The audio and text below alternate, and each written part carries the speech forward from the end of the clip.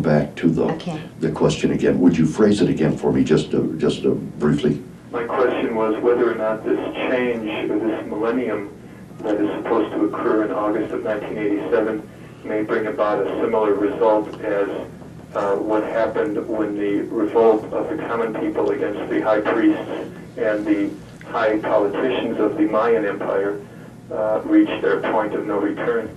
Well, I think I can say it like this.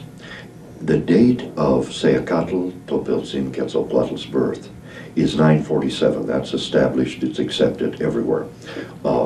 Some diehards won't buy it. It's based on a very accurate measurement, though, and correlation.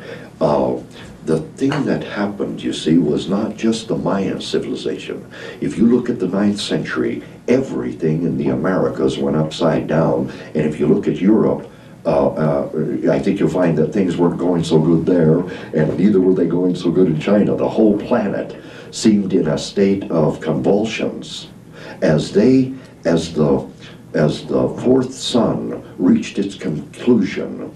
Chaos reigned everywhere. That was in 842. At that time, the civilization, the Mayan civilization, was destroyed. The old civilization was abandoned, as we know. But so were the mound dwellers up on the Mississippi and the Ohio River in this part of the country, and it extended clear into South America. Something was happening. My feeling about this is that the prophecy of Quetzalcoatl was being fulfilled. The people rushed from the ancient temples. They murdered the old priests. They got rid of them and built new little temples to the Lord of the Dawn. The Lord of the Dawn was coming, and he came. And he was born in Xochicalco, and his mother was Chamilma, and his father was Mixcoatl, and he became the founder of the Tolteca, of the Toltec civilization, and the designer of Tolan. He was a master mathematician. He knew the stars and understood the calendar so well, he perfected the calendar. He brought it up to date and gave a single calendar that would be used, this 260-day count. And he put it in another way that it had ever been before. The Toltecs, who had been wild nomads at Chichimeca, had been transformed from wild people of the north into the most civilized tribe of the America, the Tolteca. Master artists. It's legendary what happened in Tolan. It was a miracle city. People could fly. Women were so beautiful that men from other areas had to hide their eyes when they seen them. Beautiful coconut trees grew and Quetzal birds flew everywhere, but the people betrayed Quetzalcoatl and went back to the old dark mystery of the blood. They drove Quetzalcoatl away.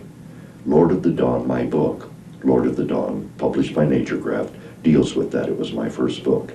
And it tells of where Quetzalcoatl went. Many stories about how it happened. One of the stories is that he went to the coast. There, looking at the east, he created a raft that was built of serpents and serpents.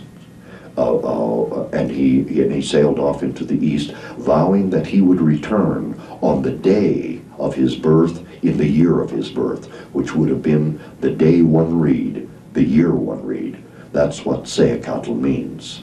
Seacatl, his name, Seacatl Topiltzin Quetzalcoatl, means in translation, our Lord, one reed, feathered serpent.